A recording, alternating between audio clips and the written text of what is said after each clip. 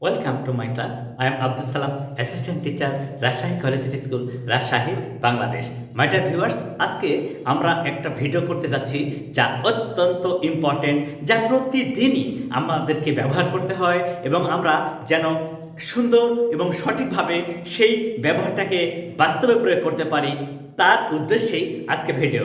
আশা করি এই ভিডিওটা শুরু থেকে শেষ পর্যন্ত দেখলে তোমরা অনেক কিছু জানতে পারবে। দেখো, আমরা প্রতিদিনই ক্যান এবং কুড এই দুটো মডেল অক্সিলারি ব্যবহার করি, কিন্তু কোন ক্ষেত্রে কখন ব্যবহার করা হয় সেটা কিন্তু অনেকেই জানে না বা জানলেও সঠিকভাবে প্রয়োগ করতে পারে না। But we are going to apply that use of can and could today. Just follow me please. How to use can oblique could. How to use can could. এই যে ক্যান এবং কুডটাকে কিভাবে ব্যবহার করা যায় সেটা নিয়ে আজকে আমরা কথা বলবো। আচ্ছা, তুমি একজনকে চেনো যে ভালো আর্ট করতে পারে, তার মানে ভালো আর্ট করার তার যোগ্যতা বা দক্ষতা আছে।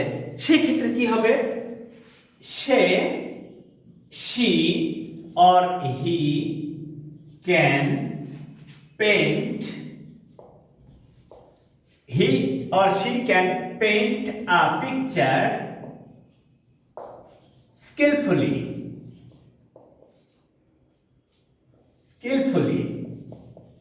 আচ্ছা, এই সেন্টেন্সটা কিভাবে ক্যান ব্যবহার করা হলো? Subject, modal auxiliary can, paint verb, এটা principal verb, a picture object, skillfully adverb, adverb অথবা একে আমরা এক্সটেনশনও বলি। তাহলে আমরা কত সহজে এই ক্যানটাকে ব্যবহার করতে পারছি। কি বলছেন? যে একজন ব্যক্তির একটা কাজ করার ক্ষমতা আছে, একজন ব্যক্তির একটা কাজ করার ক্ষমতা আছে। এই কোনো কাজের ক্ষমতা প্রকাশ করার জন্য মডেল অক্সিলারি ক্যান ব্যবহার করা যায়, ক্যান ব্যবহার করা উচিত, ক্যান ব্যবহার করা হয়। যেমন you can make a new basket. তুমি একটা নতুন ঝুড়ি তৈরি করতে পারো। Subject, modal auxiliary, verb I mean principal verb, object. দেখো তো কত সহজে আমরা এই ক্যানটাকে ব্যবহার করতে পারছি। they can win the game. তারা খেলা জয়লাভ করতে পারে। Subject they, subject can, modal auxiliary win জয়লাভ করতে পারে, principal verb the game, object. তার মানে আমরা একদম সহজে এই ক্যানটাকে, এই ক্যান মডেল অক্সিলারিটাকে ব্যবহার করতে পারছি। তাহলে আমরা কি বলতে পারি? A person has the capability to do something. A person can do something. A person have the power to do something, have the capability to do something, have the energy to do something, have the knowledge to implement something. In these cases we use can as model auxiliaries. আমরা আরো উদাহরণ দিই, দেখো কত সহজে আমরা এই ক্যানের ব্যবহারটা করতে পারবো। আসলে বাস্তবতা হলো যে bookish knowledge is not important. The important thing is that you should try to implement all the things that you learn. এবার দেখো, he can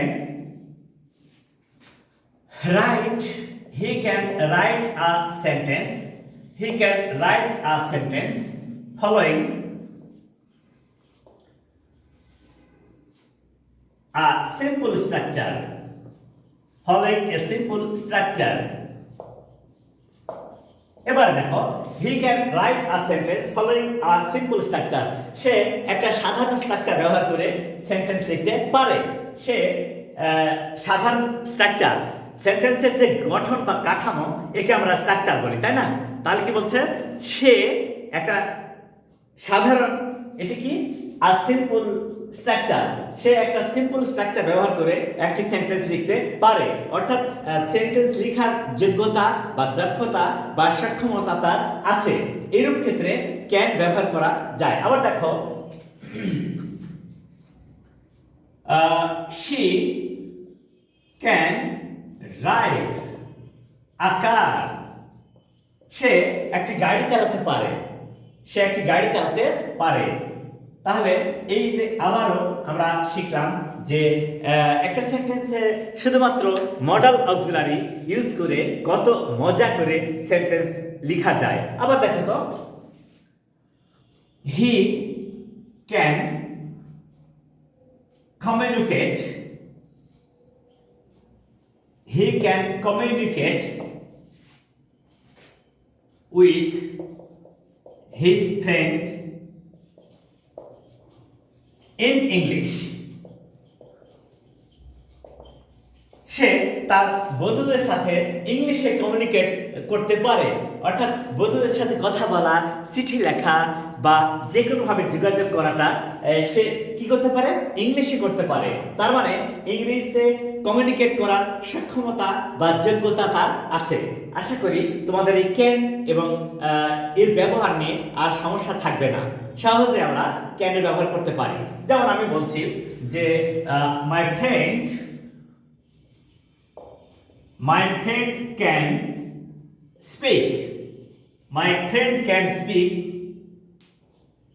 Bangla, English and Hindi. My friend can speak Bangla, English and Hindi. অর্থাৎ এই তিনটা ভাষায় কথা বলতে পারে, অর্থাৎ এই তিনটা ভাষায় কথা বলার যোগ্যতা আমার ফ্রেন্ডের আছে। তাহলে কি বলছে, আমরা এখানে ফাইনালি এটা কনক্লুশন টানবো যে ক্যান একটা মডেল অক্সিলারি, এটা দ্বারা কোনো ব্যক্তি একটা কাজ করতে পারে, একটা কাজ করার ক্ষমতা আছে, যোগ্যতা আছে, দক্ষতা আছে, এই অর্থ প্রকাশ করার জন্য সাবজেক্ট প্লাস ক্যান। তাহলে এই দক্ষতা সক্ষমতা এটা প্রকাশ করার জন্য আমরা এই স্ট্রাকচার ফলো করব। একদম সহজ এই স্ট্রাকচারটা।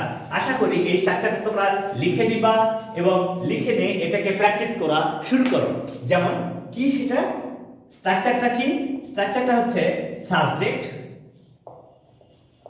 Plus can plus verb plus object অথবা এক্সটেনশন। দেখো তো চমৎকার করে এই স্ট্রাকচারটা শুধু ফলো করো, করে নিজেরা সেন্টেন্স লেখা শুরু করো। I want to make you confident by following the technique of Abdus Salam. So please follow all the videos of Abdus Salam which can help you to write more and better English and you will be able to speak English nicely. এখন আমরা কুডের ব্যবহার নিয়ে কথা বলবো। আচ্ছা, আমরা তখন ক্যানের কথা বললাম, এই বিষয়টাকে আমরা একটু চেঞ্জ করে দিই। দেখো কিভাবে চমৎকার করে সেন্টেন্সটা কুড ব্যবহার করা যায়। Could, COULD, could. আচ্ছা, আমরা যখন বলছি যে একজন ব্যক্তির বর্তমানে একটা কাজ করার ক্ষমতা আছে, সেই কাজটা করতে পারে, এই কাজটা করার দক্ষতা, যোগ্যতা, সামর্থ্য আছে, তাহলে ক্যান। আচ্ছা, একই কথা যদি এরকমভাবে আমরা চেঞ্জ করে বলি, অতীতকালে একজন ব্যক্তি একটা কাজ করতে পারত, অতীতকালে একজন ব্যক্তি একটা কাজ করতে পারত, এখন না, এখন করে না বা এখন পারে না, এর অর্থে কুড বসে। Could indicates the past ability, the past action ability of a person. That is, আমরা কত সহজে করি এটা দেখো তো, হি could buy a ticket when he was at the station. সে যখন স্টেশনে ছিল তখন সে একটা টিকিট কাটতে পারত। তাহলে কি বলছে, সে যখন স্টেশনে ছিল তখন সে একটা টিকিট ক্রয় করতে পারত, কিন্তু করা হয়েছিল না। এই যে, তার মানে অতীতকালে এই কাজটা করতে পারত সে, এখন না। তাহলে আমরা এখানে সহজে এই স্ট্রাকচারটা ফলো করছি যে কিভাবে চমৎকার করে একটা সেন্টেন্সে কুড ব্যবহার করে সেন্টেন্স তৈরি করা যায়। এবার দেখো তো, I could write fast. I could write fast. আমি দ্রুত লিখতে পারতাম, এখন পারি না। আমি দ্রুত লিখতে পারতাম, এখন পারি না। এর অর্থে কুড বসবে, এর অর্থে কুড বসবে। তাহলে আমরা কি শিখলাম যে অতীতকালে একজন ব্যক্তি একটা কাজ করতে পারত, এর অর্থে কুড বসে। যেমন দেখো, she could cook biryani nicely. এই যে দেখো তো, subject plus could plus verb plus object, এটা হচ্ছে অ্যাডভার্ব বা এক্সটেনশন। তাহলে আমরা সহজে বুঝতে পারছি যে কুড হচ্ছে অতীতকালের ক্ষমতা, অর্থাৎ একজন ব্যক্তি অতীতকালে একটা কাজ করতে পারত, অতীতকালে ওই কাজটা করার ক্ষমতা ছিল, এর অর্থে কুড ব্যবহার করা যায়। এই ক্যান এবং কুডটাকে কিন্তু আমরা অ্যাসার্টিভ সেন্টেন্স ব্যবহার করলাম, এটা কিন্তু ইন্টারোগেটিভ সেন্টেন্সে ব্যবহার করা যায়। যেমন আমরা এখন চেষ্টা করব সেটা কিভাবে করা যায় একটু দেখি। ক্যান এবং কুডকে কিভাবে ইন্টারোগেটিভ সেন্টেন্সে ব্যবহার করা যায় সেইটা নিয়ে এখন কথা বলবো। আচ্ছা, can you give me a pen? তুমি কি আমাকে একটা পেন দিতে পারো? তুমি কি আমাকে একটি পেন দিতে পারো? এই যে ক্যান, সরাসরি একটা স্মার্ট রুল, একটা ইজি রুল, সেটা হচ্ছে কি, এই যে ক্যান এবং কুড যে মডাল অক্সিলারি, এই যে মডাল অক্সিলারিটা আছে, এইটাকে যখনই আমরা এই সাবজেক্টের পূর্বে, দেখো এই যে এটা হচ্ছে মডাল অক্সিলারি, এটা সাবজেক্ট, ভার্ব, অবজেক্ট। দেখো যখনই আমরা এই ক্যান এবং কুড বিশিষ্ট সেন্টেন্সকে ইন্টারোগেটিভে রূপান্তর করব, শুধু ওই ক্যান কুডটাকে সাবজেক্টের পূর্বে বসাবো, ক্যান অথবা কুডটাকে সাবজেক্টের পূর্বে বসাবো, তাহলে ইন্টারোগেটিভ হয়ে গেল। আবার দেখো, can you meet me today? তুমি কি আজ আমার সাথে সাক্ষাৎ করতে পারো?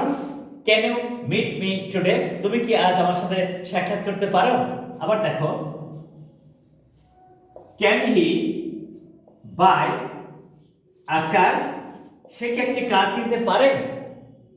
এই যে অর্থাৎ ওই ব্যক্তির ক্ষমতা আছে কি না, মানে সেই প্রশ্ন করতে আমরা ক্যান ব্যবহার করব সহজেই।